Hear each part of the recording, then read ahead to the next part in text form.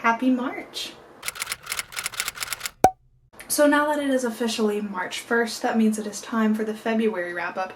This month was actually pretty impressive with book wrap-ups. I read 8 books in completion and I'm still working through lore. I'll get into my thoughts on each book as we go through them. Of course, you guys know the drill. So let's just go ahead and start working through these books to keep this video nice and short.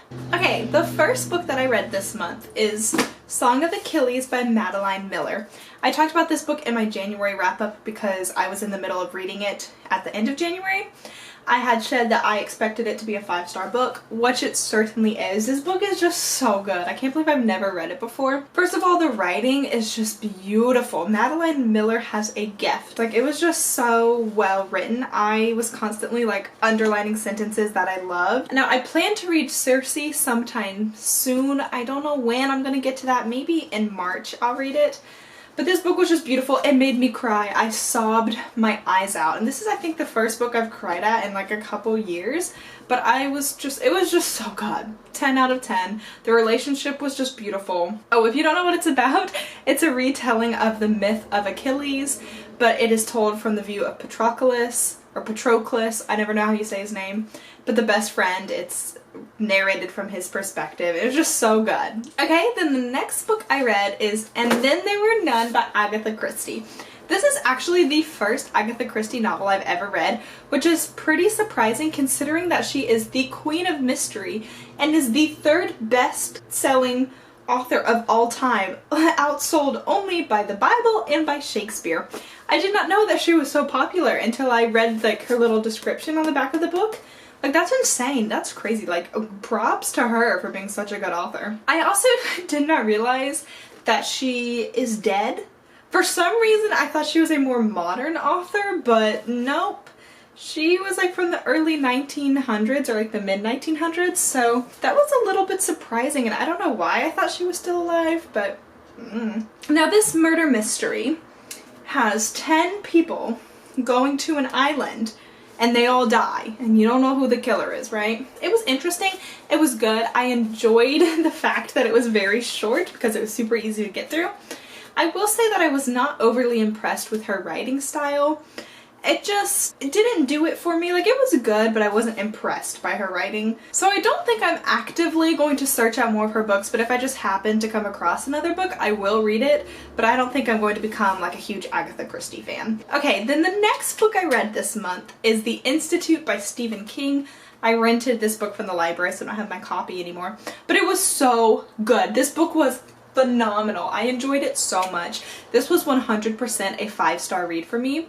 It was the first Stephen King book I've read. Again, surprising, but it was really, really good, and I definitely want to read more Stephen King in the future. Going forward, I'm going to try to pick up some of his books, because I thought that all Stephen King books would be really scary, and like, I don't do scary, but this wasn't scary. It was just a little bit disturbing. So the premise of The Institute is that a young boy named Luke, he is 12 years old, and he is kidnapped in the middle of the night. His parents are killed and he is taken from his house, and he wakes up in an institute full of other children, and these children have all been taken from their homes as well because they possess special gifts. You are either telepathic or telekinetic, and there are doctors that like run tests on these kids, and you don't really understand why anything is happening. It's a very confusing book, but in a good way, because you're there with Luke just wondering like what is going on because you don't really know. It was just so good. Since I am wanting to read more Stephen King, please leave recommendations down below in the comments. Do you have a favorite Stephen King book? Because I definitely want to check it out. Okay, moving right along to the 4th book I read this month. And that is Yes, No, Maybe So by Becky Albertalli and Aisha Saeed. This book was both good and fun and also problematic. I have an entire book review. I've got a whole book talk, book discussion on this book, so I'll go ahead and leave that up above for you guys, and I'll leave it down below in the description. I enjoyed this book. It was a fun young adult contemporary, but I did have problems with it. There were just some things that bothered me that I thought was not the best course of action for this book. There are just things that I would have done differently and would have liked to seen.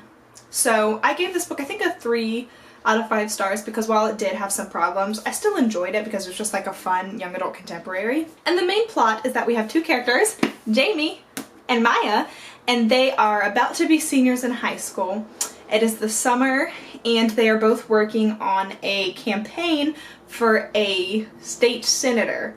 It's like they're working on a senator's campaign for the election, and they just, you know, have a cute little love story in the midst of working on a campaign. So check out my book talk. The next book I read hardly qualifies as a book because it's super tiny. Yeah, it was only like 70 pages, and there are like little pictures and stuff on each page, so. And that is The Deal of a Lifetime by Fredrik Backman. First of all, I love Fredrik Backman. He is a phenomenal writer. If you have not read his books, definitely check him out. He is the man who wrote A Man Called Ove and Britt Marie Was Here and Beartown. Like, he's written a lot of really good books, and A Man Called Ove by him is one of my all-time favorite books. It's so, so good. Go read that if you have not read it. But this is just like a sweet little short story about a man who feels like he just hasn't done well with his life. He feels like he's kind of failed as a father, and he has cancer, so he's close to dying, and it's just, you know, him working through these problems that he has. It's like a book about self-discovery, kind of, I guess. It was sweet. I enjoyed it. Yeah, that's all I really have to say. When I put this book on my Amazon wishlist, I thought it was like a full novel, so I was very surprised when it ended up being really small, but I'm always here to read more Fredrik Backman, so. Alright, y'all. The next book. Have you guessed it yet? Because it hasn't been on here so far. This is the last book I finished this month, so surely you know what it is. And that is, of course, A Court of Silver Flames by Sarah J. Maas. I have an entire reading vlog for this book, and now that vlog is long. It's like 45 minutes because there was just a lot of stuff happening in this book because it was so big. Who knew that this was going to be 700 pages? Like, no one told me this was going to be a big book, so I bought it thinking it was going to be like 200 pages maybe, and I could read it like in one day. And then I pulled this thing out of the box and I was like, what is this? It's huge. So yes, go check out my reading vlog if you've read the book and you want to see my thoughts as I was reading it, because I have a lot of thoughts. In my reading vlog, I said I gave this about a 3 out of 5 stars, but the more I sit back and think about it, the more that I think I like it. If you don't know what this book is about, this is the next installment in the A Court of Thorns and Roses series by Sarah J. Maas. It's a high fantasy book about fae. If you haven't read it yet or haven't heard about it, I don't know if you're like living in the middle of nowhere under a rock or something, because it's so good. It's such a good series. That being said, I loved the trilogy. Like, those books were so good. And then the novella came out, A Court of Frost and Starlight, and I was like, what is this? That was weird and I didn't like it. And then we had this. And I wasn't going to read it originally because I was like, I think this is going to be kind of pointless.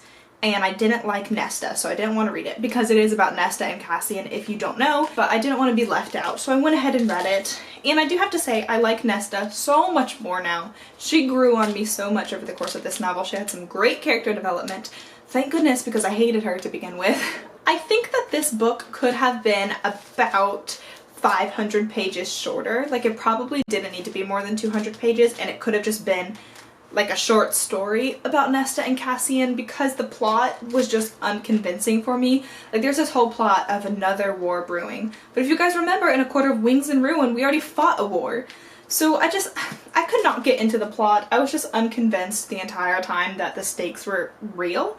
You know, so that was the main issue I had with this book. But the character development was good. And the cover is growing on me. At first I hated these covers, but now I'm kind of vibing with this one. Like, it's still a little ugly, but I'm kind of vibing. Although it will be disappointing when I go and put it on my shelf at home and it doesn't match. But whatever. Yeah, so definitely go check out my reading vlog if you want to hear all my thoughts. I don't really have much more to say besides that. I still don't think it was all that necessary. It could have been a short story, but I did end up liking it a lot more than I thought I would. Also, just random question, do you guys annotate your books? Like, if you'll see some of my books have sticky notes in them, because sometimes I just feel like annotating for fun. Do you guys do that? Let me know. So those are all the books I finished in completion this month, but I am still reading Lore by Alexandria Bracken because I read this with my book club and we meet once a week to discuss things, so we take it pretty slow. I'm only like 200 pages into the book, and so far I'm just not that impressed. I had really, really high hopes for this book. I was expecting it to blow me away, to knock me off my feet, to give me something I've never had before, but it's not doing that for me. My book club is debating not finishing it, but I think I will finish it on my own terms just because I am curious as to how things are going to play out. But so far I'm not overly impressed. I think I will do a spoiler-free review of this book. So if you want to see a spoiler-free review once I'm done, let me know. Give this video a thumbs up. Because I would like to discuss it, but I don't think I want to do like a full-on review, you know? But yeah, let me know what your thoughts are on lore, because like I said, I'm like halfway through, but I'm just not overly impressed so far. A lot of stuff is just confusing me. I just don't get a lot of things that are happening. I'm just having weird vibes with it. So Lore is a fantasy book that has to do with Greek mythology. It takes place in modern day New York, but every 7 years, gods are sent down to earth in mortal form to be hunted by the bloodlines of ancient heroes. And if a mortal kills a god, then the mortal can take the god's power and become like the new god, like the new version of that god. So our main character's name is Lore, and she is from the house of Perseus. And she has basically decided like to get out of the Agon. She doesn't want to compete in this hunt anymore. But then suddenly Athena shows up on her doorstep, begging her for help. And her best friend from her childhood that she thought was dead shows up too. So now they're all dragged back into this massive manhunt and are just trying to survive. So the premise sounds really good, but I just think the execution is leaving a little something to be desired. So once I finish this book, I'll give you guys more of my thoughts. Let's just leave it at that for now. Okay, those are all the books I read this month. Pretty good, not too bad.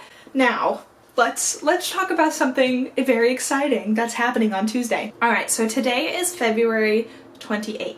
So this video will probably go up tomorrow on March 1st, which means if you're viewing this on March 1st, tomorrow, March 2nd, is the day that Chain of Iron comes out. This beautiful book right here. I'm so excited to read it. If you guys don't know what Chain of Iron is, it is the next installment in the Last Hour series by Cassandra Clare, another Shadowhunter series.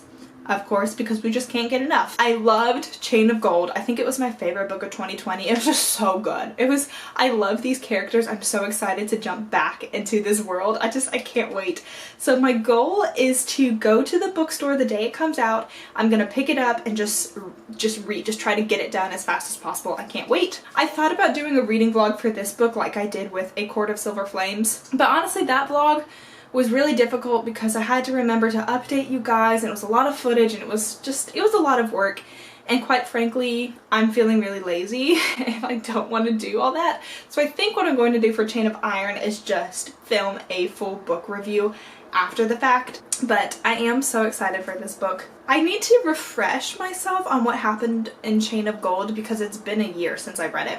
So I think I'm gonna go watch some other YouTubers' reviews of Chain of Gold, so I'm like ready. Honestly though, I'm just so concerned for this book because like we have so many problems. I don't want to give any spoilers in this video, but if you read Chain of Gold, you know that there's just like tons and tons of issues that are about to arise that we gotta deal with. I'm very stressed for these characters. I know that at this point in my life I probably need to move past Cassandra Clare, but I'm not ready to. I still am just thriving with the Shadowhunters. I think that's all that I have to share with you guys today. Again, go check out my Court of Silver Flames reading vlog. I'll link that down below. And my book review for Yes, No, Maybe So. I'll leave that down below. Thank you guys so much for watching. If you enjoyed this video, give it a big thumbs up. And also subscribe to my channel, turn on the post notifications. Yeah. And I'll see you guys next time. Bye!